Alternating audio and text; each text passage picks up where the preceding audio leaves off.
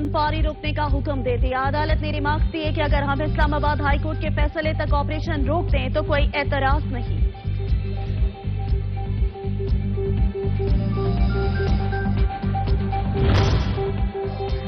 Islamabad high court ने chairman Tehreek-e-Insaf Imran Khan के Toshakhana case में वारंट गिरफ्तारी मंसूख करने की दरख्वास्त पर फैसला महफूज कर लिया।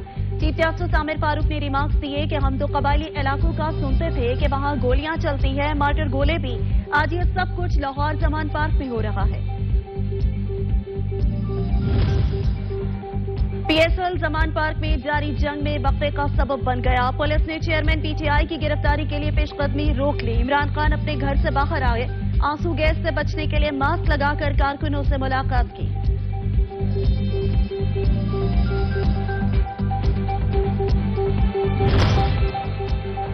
वजीर-ए-आज़म शहबाज शरीफ ने कहा है कि हमने रियासत बचाने के लिए अपनी सियासत दांव पर लगा दी, इंतखाबात से भागे नहीं, इलेक्शन कमीशन के फैसले के साथ चलेंगे। एक सियासी शख्स को कानून से बालातर समझता है। रैलियों में तो जा सकते हैं, अदालतों में नहीं।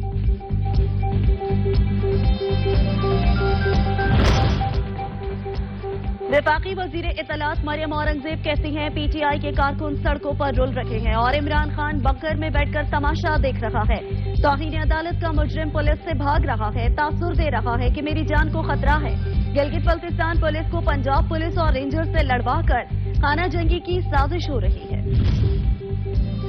वजीर खारजा बिलावल भुट्टो जरदारी कहते हैं इमरान खान समझते हैं कि उन पर मुल्क का कोई कानून लागू नहीं होता, कानून सबके लिए बराबर है।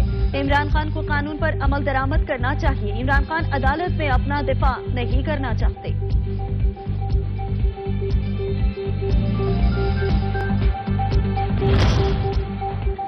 हालात खून खराबे की तरफ जा रहे हैं। आप खान साहब से बात करें। साबिक वजीर सेहत पंजाब यासीन राशिद की एजाज शाह के बाद सदर मुमलिकत के साथ गुफ्तगू की मुबैना ऑडियो लीक हो गई।